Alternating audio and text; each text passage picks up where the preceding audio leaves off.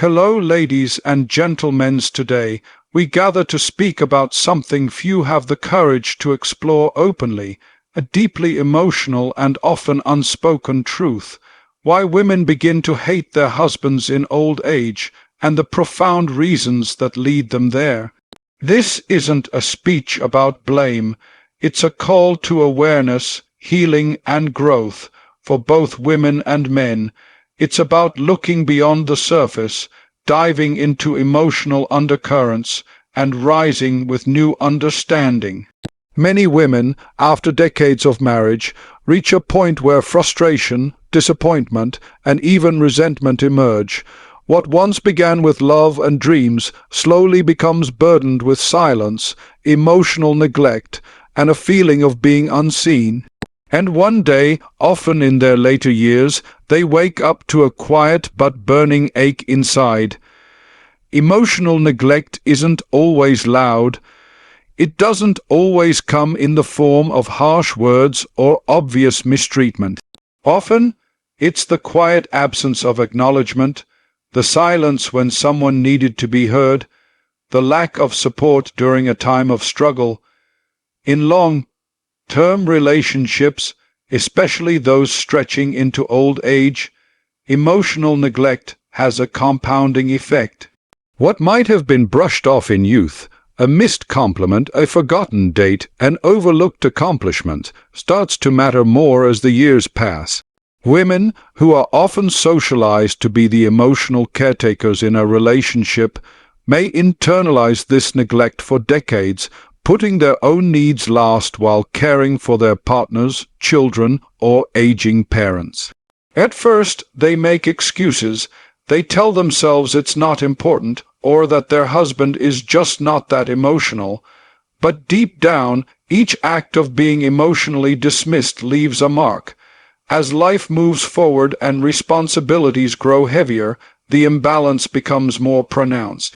When women are constantly offering empathy, support, and emotional labor without receiving the same in return, they begin to feel emotionally starved.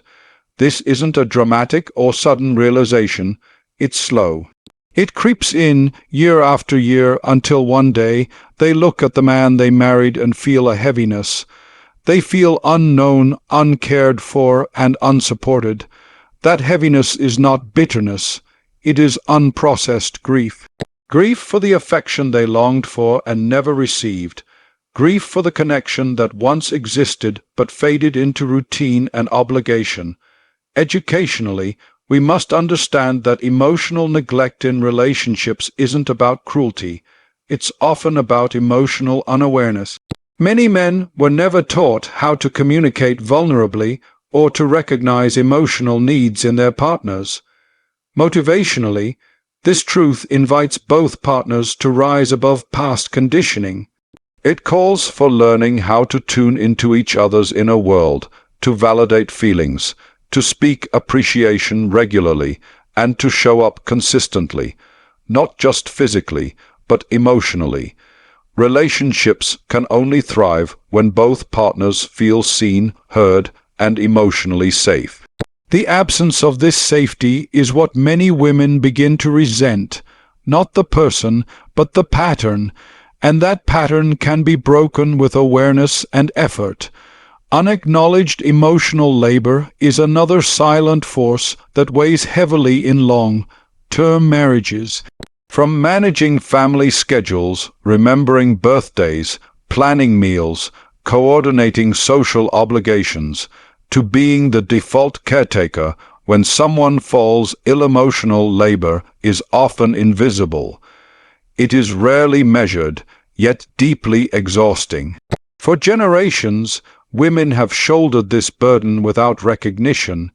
In doing so, they've held the emotional scaffolding of the family in place, often at the expense of their own well-being. This labor isn't just about tasks. It's about the mental and emotional energy required to anticipate needs, solve problems, and maintain harmony. While one partner might come home and relax, the other is still mentally juggling the needs of everyone around them.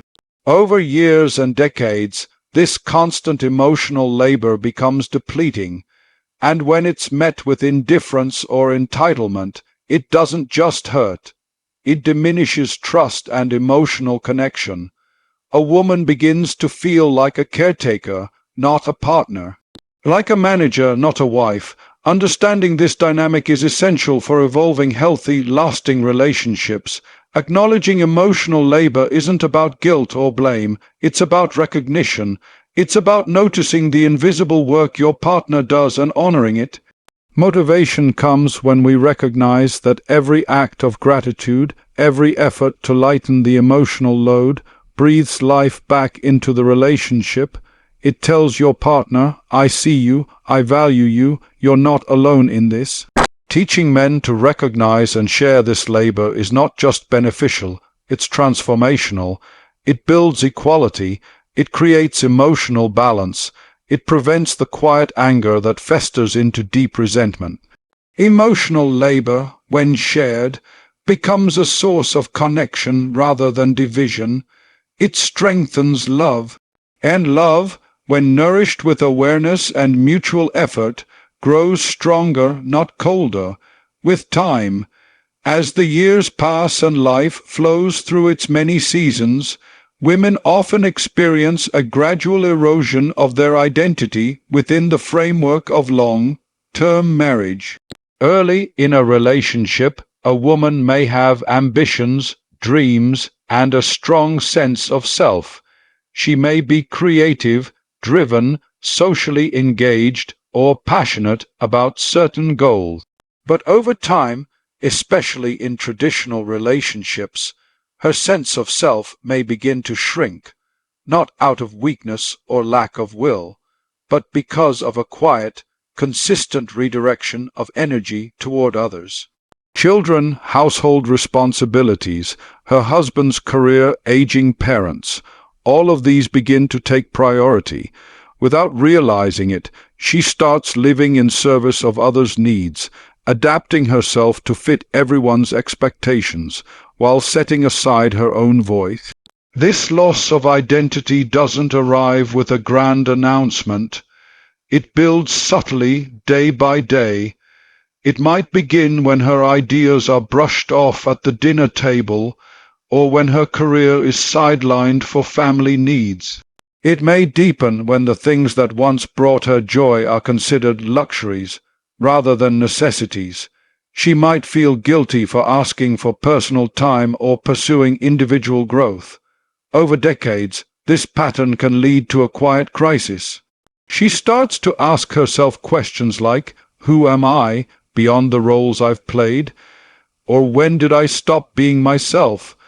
Educationally, it is vital to recognize how systemic and relational dynamics can contribute to this disconnection from self. Society has often applauded women for being selfless, but being selfless for too long can turn into being invisible. When her needs, passions, and dreams are sidelined, she begins to feel like a shadow in her own life. Motivation in this context comes from awakening that dormant sense of self. It means giving women permission and encouragement to rediscover who they are, to ask, what do I want? What fulfills me? What makes me feel alive? And just as importantly, it challenges partners to support and champion that rediscovery. When both partners recognize the importance of identity and growth within the relationship, it breathes new energy into the union. Instead of fearing change, they welcome it. Instead of resenting each other's needs, they hold space for them. This is how couples grow old together with respect and vitality, by honoring each other not just as spouses, but as evolving individuals. What many interpret as hatred in a woman's later years is not hatred at all. It is hurt. Deep, unspoken, unresolved hurt that has accumulated over time. This hurt often stems from years of unmet emotional needs. It comes from wanting to be held emotionally, but instead being dismissed. It comes from needing words of encouragement, but receiving silence. It comes from asking to be heard but feeling ignored. When this pattern repeats for years or decades, a woman's heart starts to close, not because she is bitter by nature, but because she is emotionally tired. This kind of emotional fatigue leads to defensiveness, irritability, and emotional withdrawal. These are not signs of a hardened heart, but of a deeply wounded one. The emotional pain may not have been voiced, but it was felt. And when those feelings are never acknowledged or validated, they turn into resentment, not just toward the partner, but toward the years that feel lost. The tragedy is that this hurt often goes unnoticed until it becomes too loud to ignore. And by then, it is often labeled as anger or hostility, when it is actually grief and disappointment. Education teaches us to listen more closely, to pay attention to the emotional signs long before they erupt. Motivation comes from the understanding that it's never too late to tend to this emotional pain. Healing doesn't come from pretending it never happened. It comes from open conversations, from vulnerability, from accountability. When a man is willing to ask, "Have I made you feel alone?" and truly listen to the answer, that is when healing begins. When both partners create space for truth without defensiveness, love can transform. Women do not begin to resent their partners out of nowhere. The resentment is a symptom, not the root cause. The root is emotional disconnection, unacknowledged effort, and a longing to be seen. The solution is not grand romantic gestures, but daily emotional presence. It's not too late to rebuild trust, to relearn how to hold space for one another, and to give the relationship a chance to evolve into something more conscious and compassionate. That is the power of emotional awareness. That is the path toward real love. Healing in relationships, even those marked by decades of emotional distance, is not just possible. It is a powerful and deeply transformative process. Many people believe that by the time old age arrives, it is too late to fix what has been broken. That belief is one of the greatest obstacles to emotional repair. The truth is, healing doesn't depend on time, it depends on intention.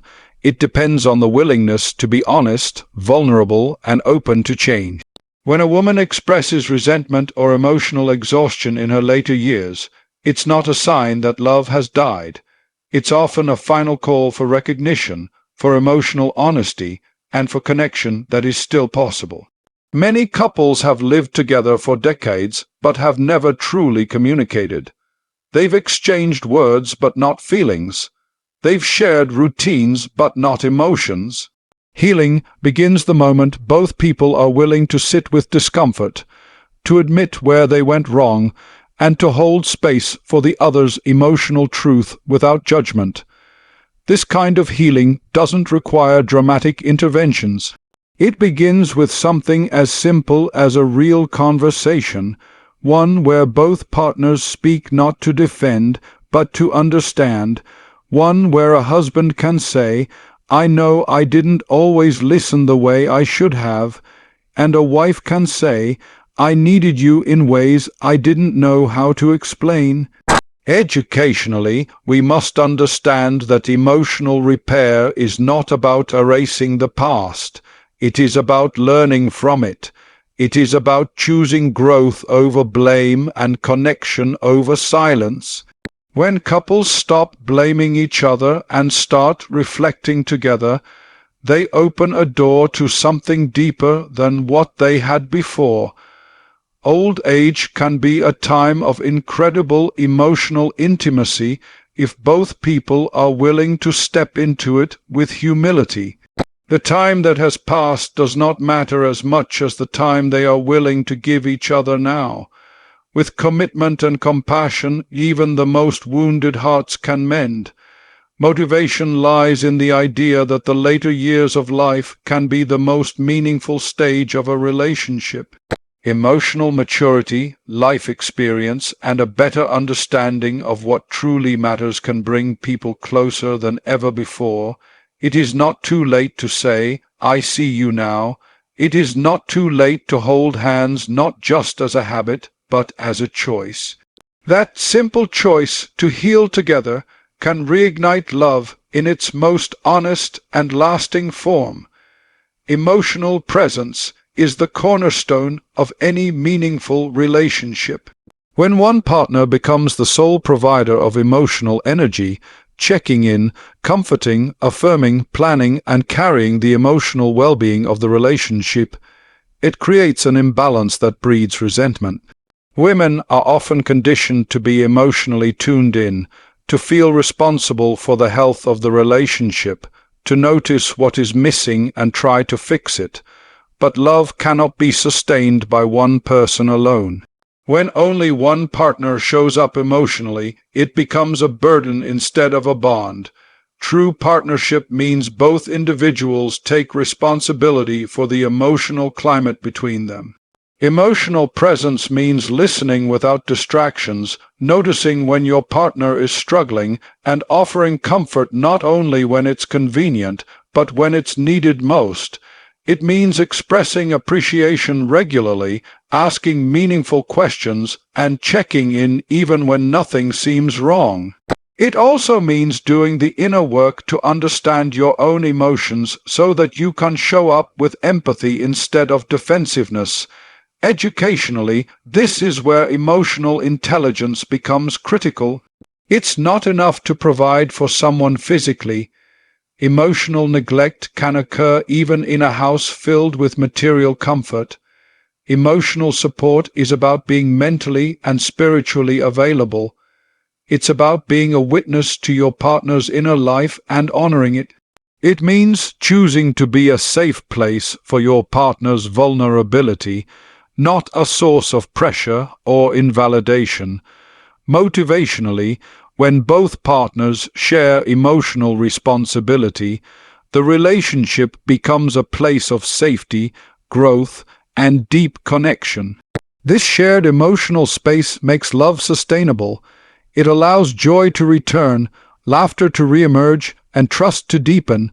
No longer is the relationship a one-way street. It becomes a powerful exchange where both give and receive, both lead and support, both speak and listen. Emotional presence is not a gift that comes naturally to everyone. It is a skill that must be practiced. But once it is learned and lived, it transforms relationships from a place of survival into a sanctuary of understanding. When couples commit to showing up emotionally for one another, they rediscover the love that brought them together in the first place, not as a memory, but as a living, breathing reality.